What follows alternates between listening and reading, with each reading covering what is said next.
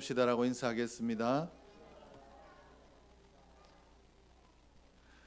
우리 지난 한 주간 잘 지냈으리라고 믿습니다. 지난 한 주간 명절이 있었는데 이 명절도 잘 지내고 함께 하나님을 예배하는 자리에서 하나님을 예배하게 되어 대단히 기쁩니다.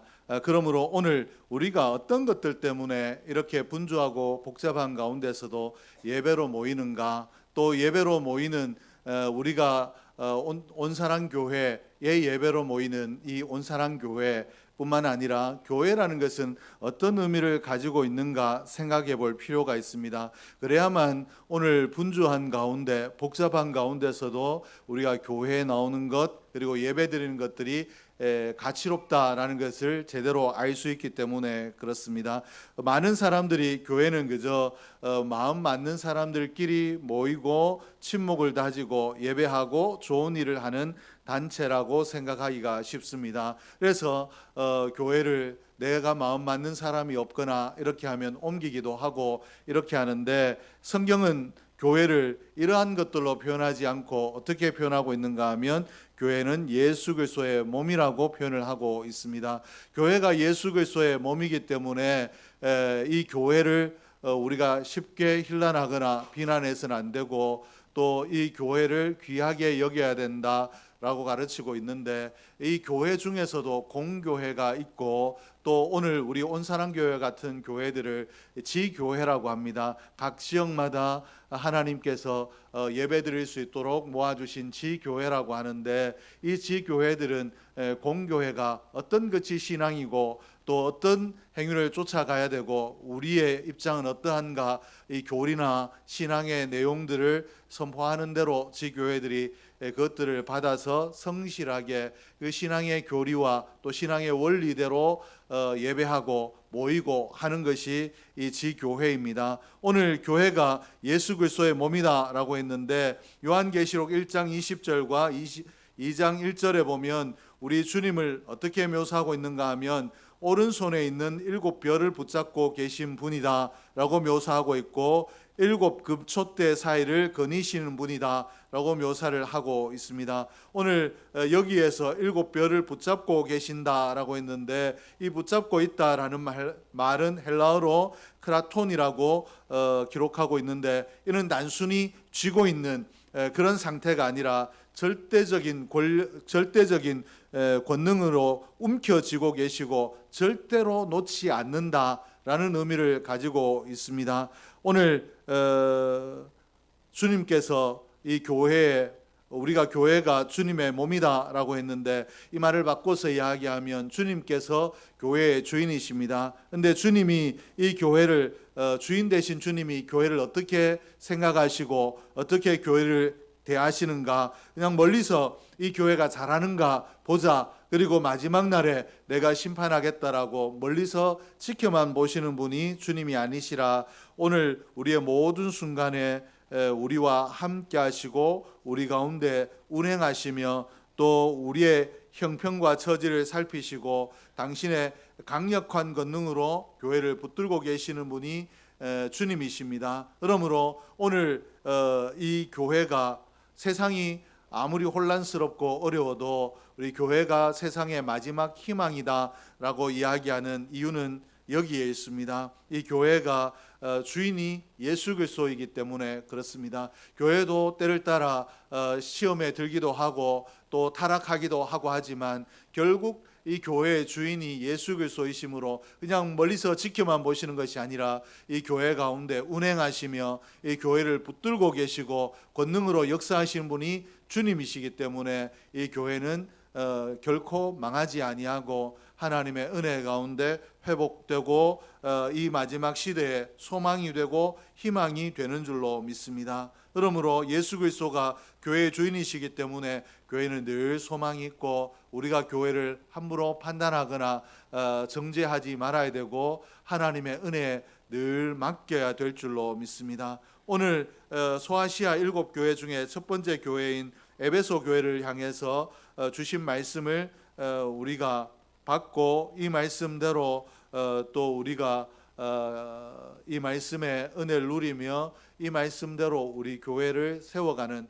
은혜의 사람들이 되기를 소원합니다. 에베소 교회는 어떤 교회였는가? 칭찬받을 일이 있었고 또 책망받는 일이 있는 교회였습니다. 칭찬과 책망이 동시에 있었던 교회인데, 먼저 주님께서는 그들의 아름다운 모습, 칭찬할 만한 모습을 소개하고 있습니다. 2절과 3절에 보면 내가 내 행위와 수고와 인내를 알고 라고 이렇게 말씀하셨습니다. 신앙을 위해서 에베소 교회가 얼마나 수고의 행위를 하고 또 많은 인내를 했는지 주님께서 아신다라고 말씀을 하셨습니다. 근데 이 주님께서 안다라고 말씀하실 때 이 단어가 단순히 머리로 아는 지식을 이야기하는 단어가 아닙니다.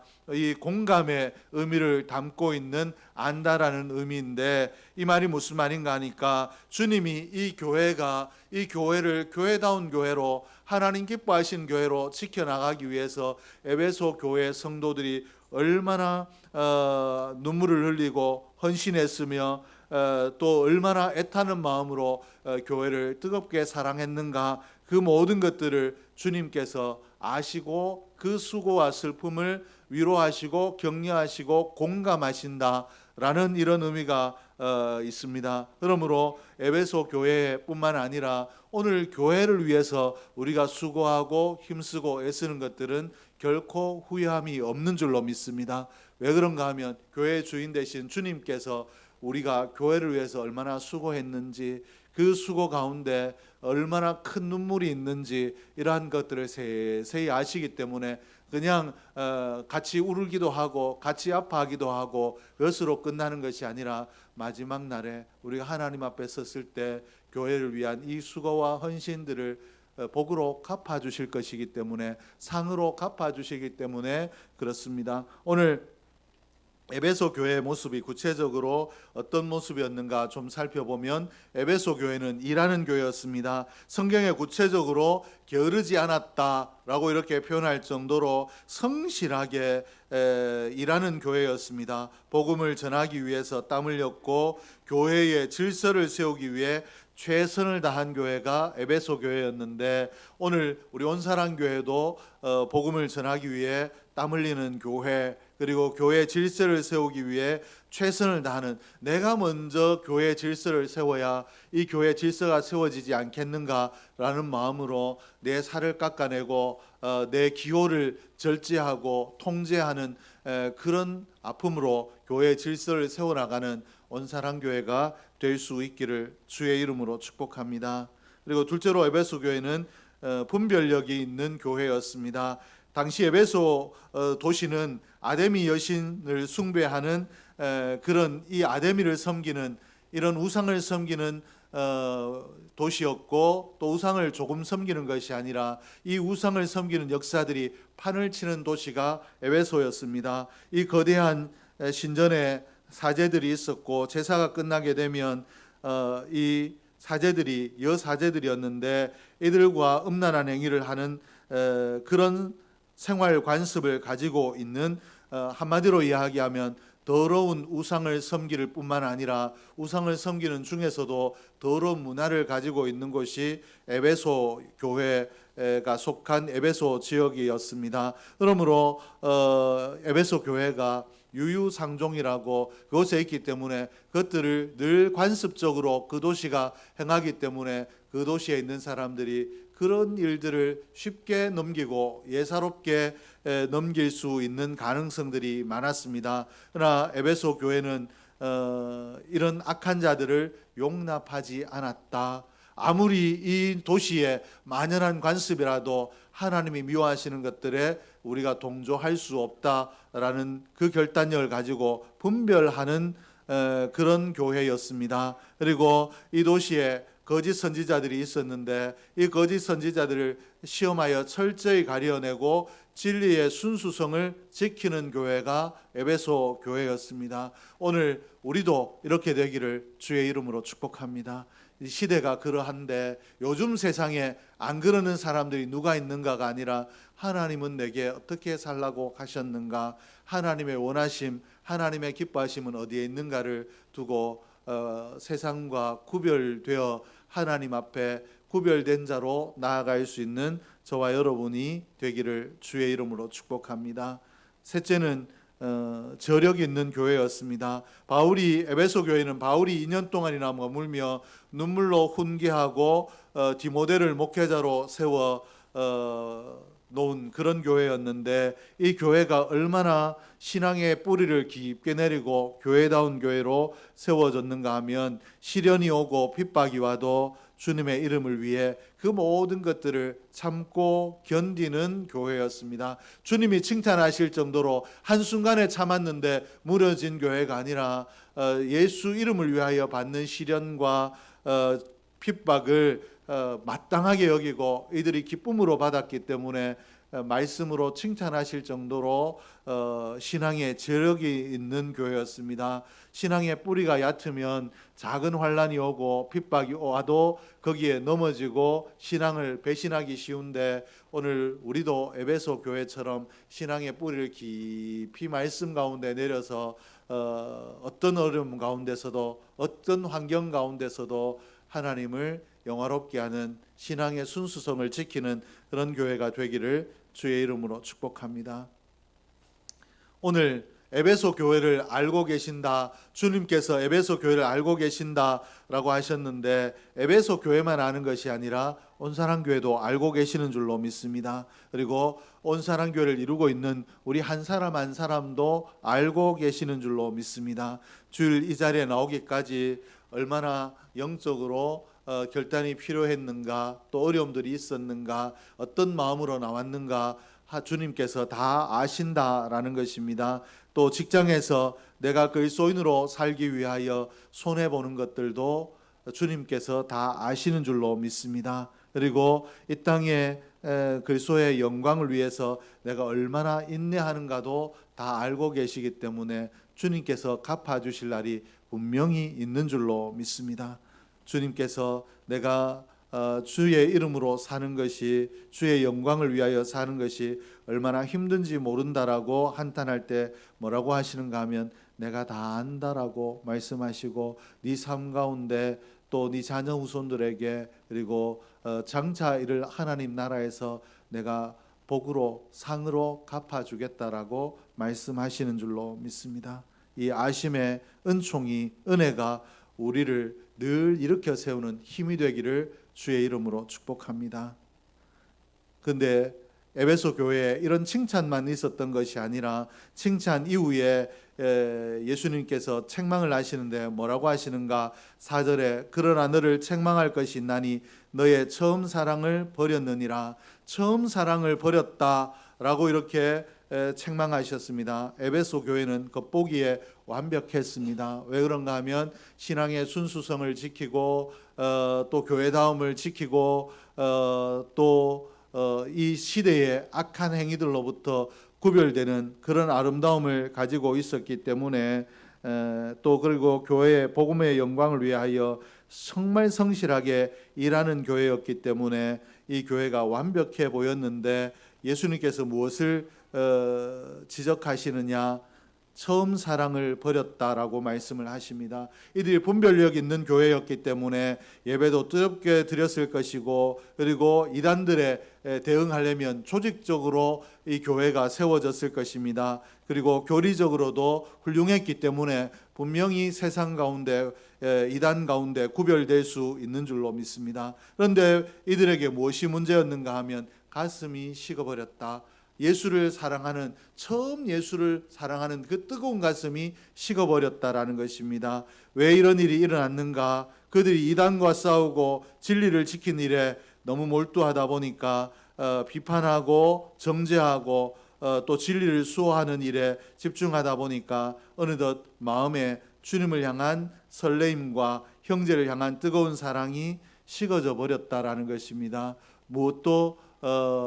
무엇보다도 중요한 주님을 사랑하는 마음이 1번이 되는 것이 아니라 다른 것들이, 부차적인 것들, 잘못된 것은 아니지만 신앙의 주님을 사랑하는 것, 마음에서 시작된 신앙의 행위들을 지키느라고 정작 주님을 사랑하는 마음이 식어져 버렸다라는 것입니다. 진리는 지켰는데 사랑이 사라지면 어떻게 되는가? 내가 진리 가운데 있고 예배 가운데 있는데 내가 사랑이 식어졌다라는 것을 어떻게 확인할 수 있는가? 사랑이 식어진 교회는 비판의 소리가 커지게 되어 있습니다. 그리고 용서보다 정죄하는 목소리가 커지게 되어 있고, 또 봉사를 할 때도 기쁨으로 하는 것이 아니라 내가 이것을 꼭 해야 되는가, 왜 나만 해야 되는가 라고 하는 피로감이 쌓이게 되는 것입니다. 공동체 안에 덕을 세우는 소리보다 또 원망하고 또 나를 드러내는 소리들이 커지게 되면 처음 사랑이 식어진 것입니다. 이러한 것들이 많아지는데도 불구하고 그러면 우리 교회의 예배가 뜨겁지 않느냐, 우리 교회가 잘못된 것을 행하느냐 돌아보면 전혀 아니지만, 똑같이 행할 때도 그 뜨거움 가운데 내가 예배 형식을 쫓아 행하는 뜨거움이 아니라 그리스도의 사랑에 견딜 수 없는 마음으로 하는 뜨거움이 열심히 다르다라는 것입니다. 오늘 주님께서 사람의 눈으로 확인할 수 없는 것, 오로지 심령을 감찰하시는 주님만이 아시는 부분을 가지고 에베소 교회를 책망하고 계십니다. 오늘 우리도 우리를 돌아볼 수 있기를 원합니다. 내가 얼마나 교회를 위해서 수고했는가, 내가 그래도 얼마나 세상 가운데서 인정받고 있는가, 또 내가 저 사람보다 낫다라는 옳고 그름, 그리고 내가 낫다라는 이런 우월의식, 이러한 것들이 비판이 되고 원망이 되고 자랑이 된다면 내가 처음 마음을 잃어버렸구나, 처음 사랑을 잃어버렸구나 라고 생각해도 틀림이 없는데, 오늘 혹시라도 내 모습이, 우리의 모습이 그러하다면, 열심히 사는데 기쁨이 없고 교회를 많이 하는데 마음이 메말라 있다라면, 오늘 주님께서 에베소 교회를 향해 책망하셨던 책망이 나를 향한 책망이란 것을 알고 사랑을 회복할 수 있기를 주의 이름으로 축복합니다. 그러면 이런 에베소 교회에 주님은 어떻게 처방전을 내리고 계시는가? 주님은 야단치시고 끝내시는 것이 아니라 에베소 교회가 다시 회복될 수 있는 길, 살 수 있는 길을 제시하고 계십니다. 우리에게도 동일한 줄로 믿습니다. 우리가 허물 가운데 넘어졌을지라도 버리시는 분이 아니라 다시 일어나라고 격려하시는 분이 주님이시고, 또 어떻게 하면 이 어려움에서 벗어날 수 있는지 영적인 길을 제시하시는 분이 하나님이신 줄로 믿습니다. 오늘 본문 5절에서 7절에 보면 이 식어져 버린 사랑, 무너져 버린 사랑을 회복하기 위해서 세 가지로 예수님 말씀하고 계시는데, 첫째는 생각하라는 것입니다. 어디에서 네 처음 사랑이 떨어졌는지 생각을 해라. 언제부터 내 마음이 차가워졌는지, 언제부터 내 마음에 불평이 많아졌는지 생각을 하라는 것입니다. 형편이 좋아지고 나서부터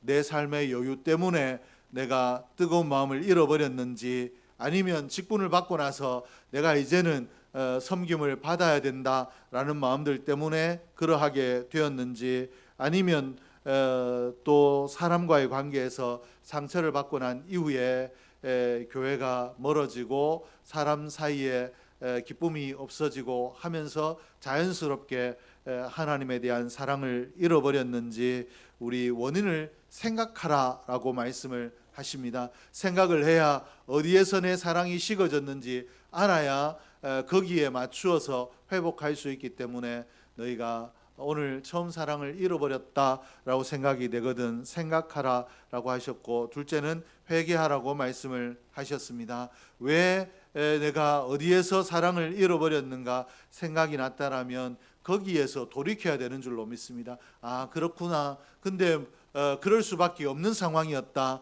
내가 아니라 목사님이라도 그러했을 것이고 누구라도 그러했을 것이다라고 내 상황을 옹호하고 또 내 상황을 변명하기보다 거기에서 즉시로 돌이키는 것이 영적으로 지혜로운 자의 삶인 줄로 믿습니다.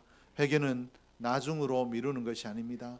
내가 윤리적으로 도덕적으로 잘못되지 않고 하나님 앞에서 영적으로만 잘못되었을지라도 정말로 내가 세상 모두가 비난하는 죄를 범한 것처럼 즉시로 그 자리에서 조금의 미련도 없이 돌이킬 수 있어야 지혜로운 신앙인인데, 사단은 어떻게 이야기하는가 하면 우리에게 항상 내일 해라, 다음에 해라 라고 이야기를 합니다. 이거는 학생들이 가장 잘 알고 있을 것입니다. 휴대폰을 좀 하고 싶어요. 그래서 휴대폰 10분만 하고 공부를 해야지라고 하다가 10분이 10분으로 끝나느냐 1시간이 되고 2시간이 되고 하다 보면 진도를 못 나가고 끝날 수 있습니다. 이게 실패하는 사람들의 모습인데, 이게 누가 주는 거냐? 마귀가 주는 겁니다. 옳은 일, 거룩한 일, 해야 되는 일을 다음에 하라고 하는 목소리는 하나님의 음성이 아니라 마귀의 음성이므로 우리는 대적해야 될 줄로 믿습니다. 그리고 하나님 주님의 이 회개하라 하신 이 말씀을 기억하고, 그리고 회개하지 아니하면 촛대를 옮기겠다라고 하신 말씀을 기억하고, 우리가 하나님 앞에 내가 잘못되어진 것들, 누구 때문에 이래서 변명이 아니라 하나님, 내가 잘못된 자리에 있습니다. 나를 돌이켜 주시고 새롭게 해 주십시오라고 기도하는, 회개하는, 그러므로 바른 자리로 돌아설 수 있는 저와 여러분이 되기를 주의 이름으로 축복합니다. 그리고 셋째는 처음 행위를 회복하라는 것입니다. 오늘 내가 잘못되었다라는 것을 알고 시간이 지나면 내가 이제 깨달았기 때문에 처음 그 사랑이 회복되겠지라고 기다리는 것이 아니라 처음 행위를, 처음 사랑을 가지기 위해서 행위를 하라라고 말씀을 하셨습니다. 처음 만났을 때 내가 그때 순수했을 때 어떻게 교회를 향해서 행했는가, 그것을 생각하고 그때처럼 하려고 노력하라는 것입니다. 그때 교회 올 때 얼마나 기뻤는가를 기억하고 그때처럼 기쁨으로 오려고 기도 준비하고 노력하고 힘쓰고, 처음 내가 아무것도 아닌 교회 쓰레기 하나를 치우면서도 교회를 위해 내가 헌신한다는 생각 때문에 얼마나 기뻤는가를 기억하고 처음처럼 행동하려고 노력해라. 처음의 행위를 가지려고 노력해라 라고 이렇게 우리에게 권면하고 계십니다.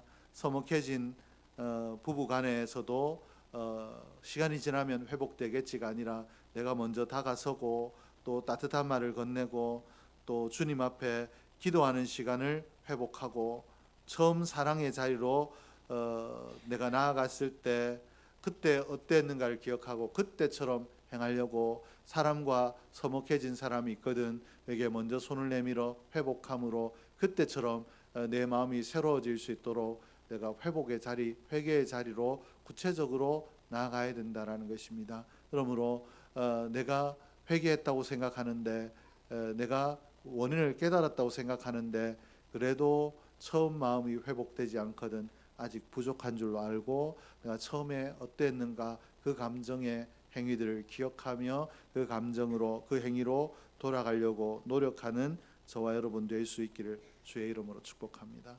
여기에서 우리가 가지는 의문이 하나 있죠.